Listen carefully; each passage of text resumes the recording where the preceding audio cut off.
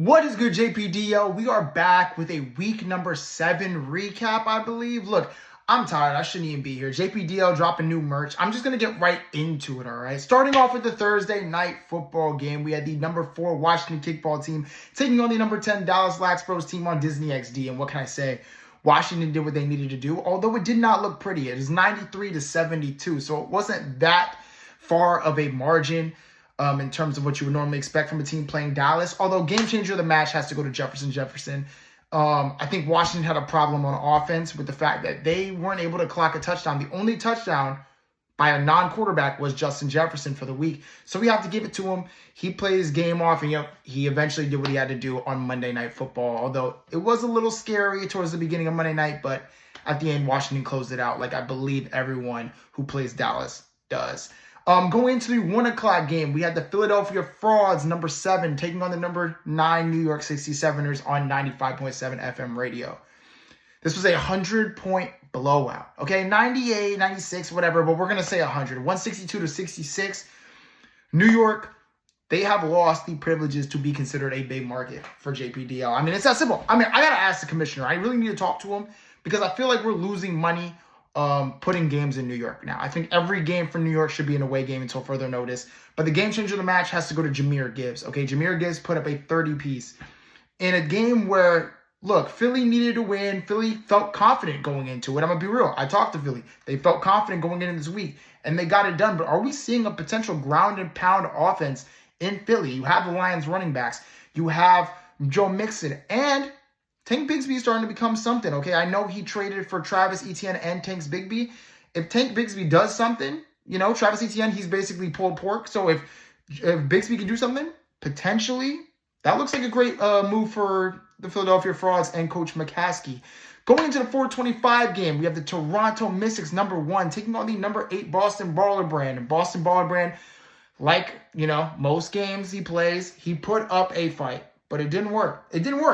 120-126, I believe, was the score. Toronto showing some real grit. I don't know how this team is winning as much. I don't even think Coach Daigle knows how this team is winning this much. Because on paper, this is nowhere near the team that he had last year in the championship. But he's getting it done with players. And Kareem Hunt, a waiver wire pickup, deserves to be the game changer of the match. Okay, but yeah, George Pickens was in the race. But Kareem Hunt being a waiver wire selection, look at Coach Daigle's running backs, okay? You're not dealing with, he's making the most out of replacement players like Jordan Mason, like Kareem Hunt, and a lot of the other Rico Dowdles. Like, he's making stuff work, and he's making this team operate. You would think that a tight end would be the game changer of the match every week for Coach Daigle, but actually, no. Right now, we're going to give it to Kareem Hunt. He did his thing coming off the waiver wire. That was on Apple TV, and it was an exciting one for sure. Going into Sunday Night Football, we have the number 5 ranked Las Vegas Hurdlers taking on the number 6 ranked Los Angeles Flames in a must-win game for both teams, streaming on NBC and Telemundo. The Los vs. Los game, the rivalry in the JPDL, and the Los Angeles Flames took it. I mean, Los Angeles Flames is, I believe, 8-5, now 9-5 against the Hurdlers, so it would only make sense.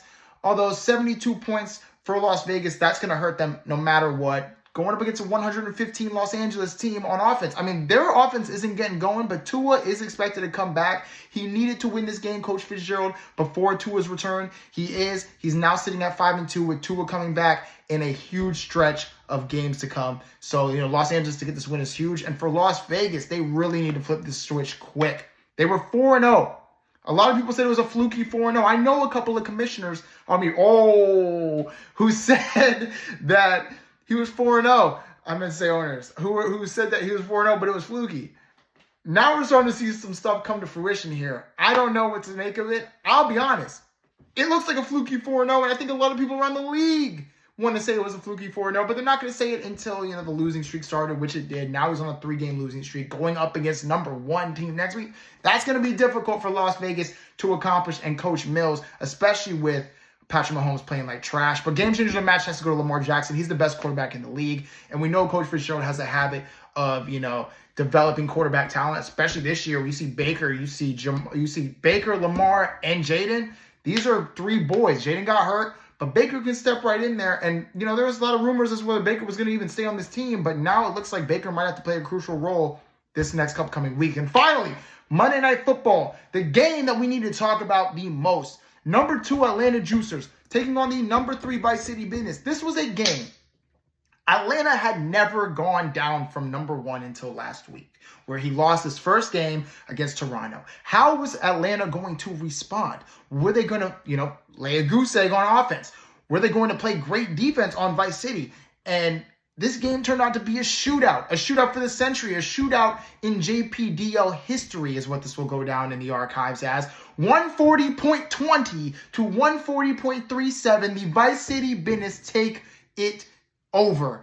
And Kyler Murray with the game changer of the match, because, man, it came down to Monday night between Kyler and James Conner. And this was a game where it was real close. James Conner in the end of the game had like a 50-yard catch and run, which put this game so close.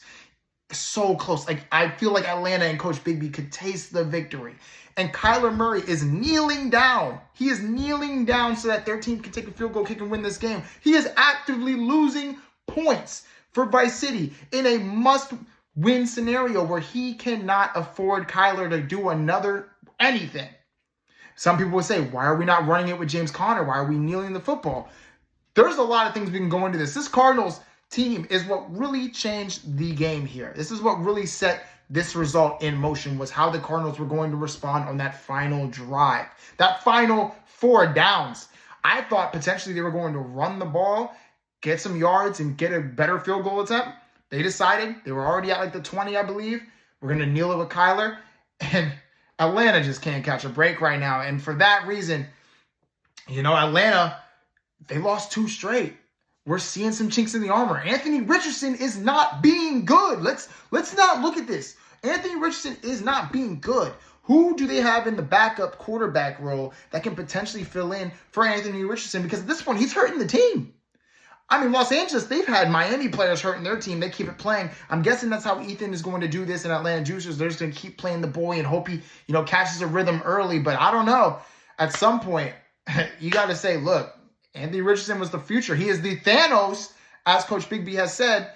He should be putting up a lot more than 5 points in a terrible stretch of games he's had so far. So that is your week recap. Now it's time to go into the power rankings. Again, I'm not trying to edit this much, so we're just going to go straight into it. We're going to roll it off the tongue. Coming in number 10, a new number 10, we have the New York 67ers at 0-7.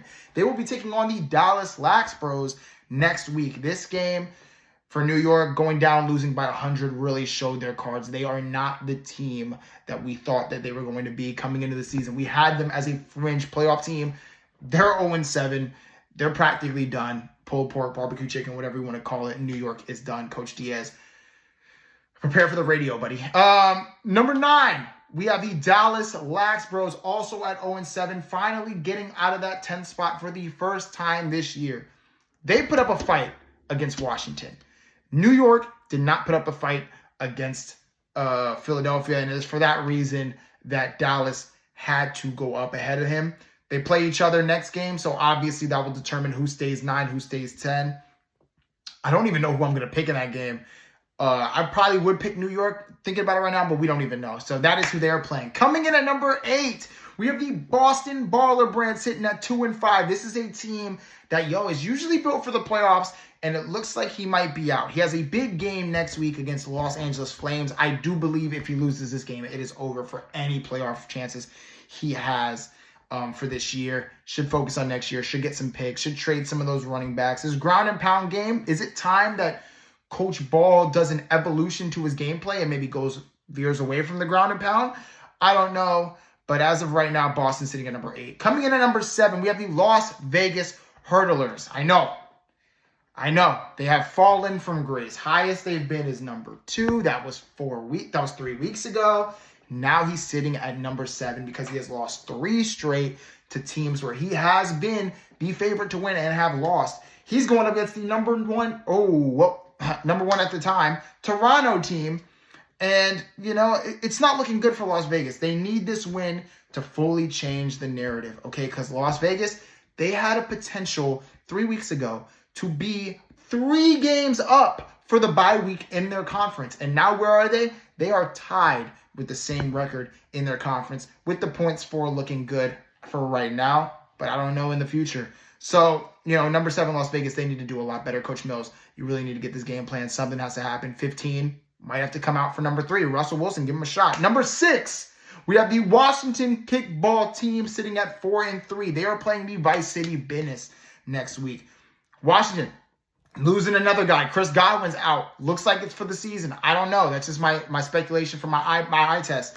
Washington has been struggling with so many injuries, and now it's time for Washington to just survive. Just survive. They are tied for a playoff spot, obviously, in terms of the record-wise. They're tied for the lowest spot record-wise, 4-3. Washington, if they want to be in the playoffs, they just have to survive until a couple of key pieces get back. We're talking about Puka Nacua, especially with Cooper Kupp's trade rumors coming in. We're talking about not Rashee Rice, he's done for the year, but Isaiah Pacheco, Nico Collins, now Chris Godwin, who's probably done, but we don't know. So he has a lot of things to work on. And CJ Stroud, you need to get back to being that Washington franchise quarterback that we thought you were going to be coming into the season. Washington sits at number 6. Number 5, we have the Philadelphia Frauds. They are reviving themselves. They were 1-3, now they're 4-3. Going up against Atlanta this week, that's a huge game. If Philly can prove themselves here, they're real. They're legit. But they were already real and legit. Let's not get this twisted.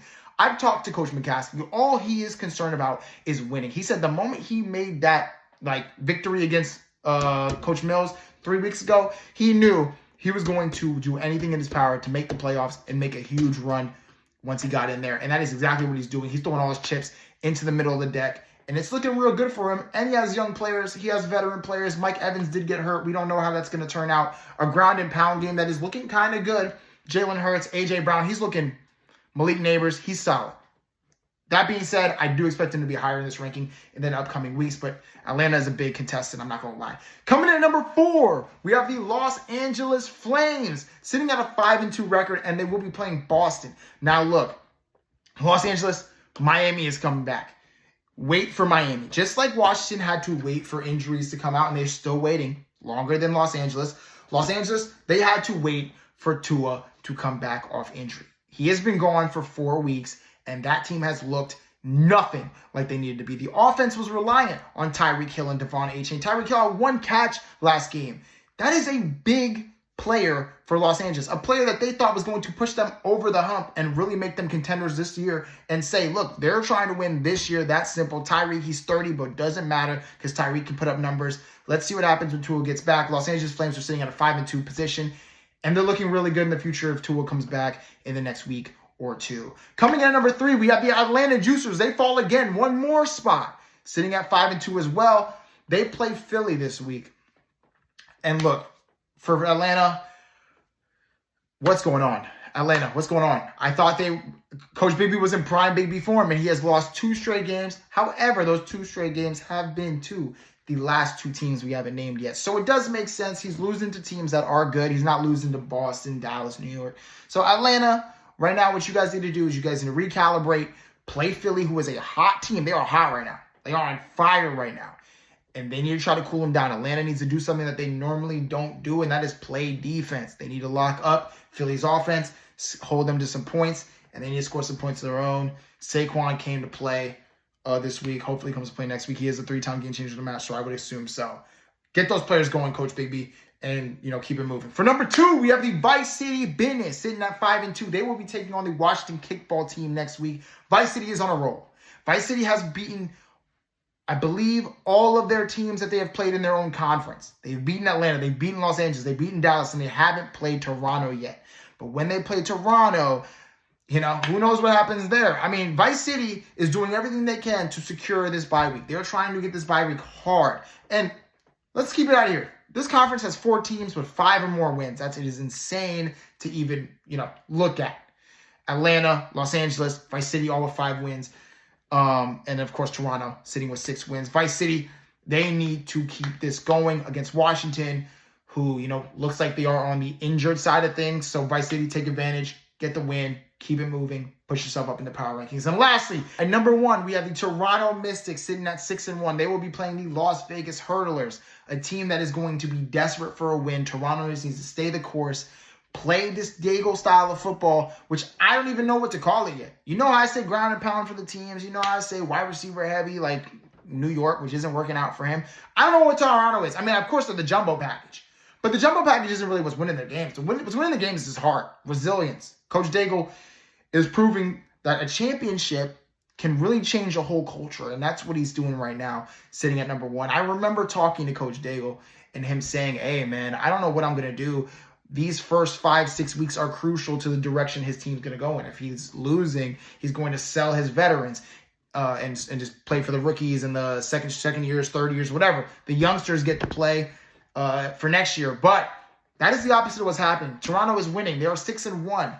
They have an easy stretch coming up with, I believe, Las Vegas, Dallas, and New York. That is crazy easy schedule going into that. So we could potentially be 9-1 going into week 11. So that is something we got to look out for. But Coach Daigle is doing a hell of a job coaching his team. Toronto is doing a heck of a job winning ball games, and that is why they are number 1. So that is your power rankings for the week. I can't wait to see what happens coming to week number 8. Look, the JPDL is getting interesting now. The JPDL is getting interesting because we don't know who's bye weeks. There's no front runner for the bye week. And also, there is no front runner for who's the 7th team that's going to miss the playoffs. Who's the 7th team? There are 7 teams with 4 wins or more. One of those teams cannot make the playoffs. Who is that going to be? We don't know. So that's something we got to keep in touch for. And, JPDL, keep going. Let's get this done. Week 8, let's move.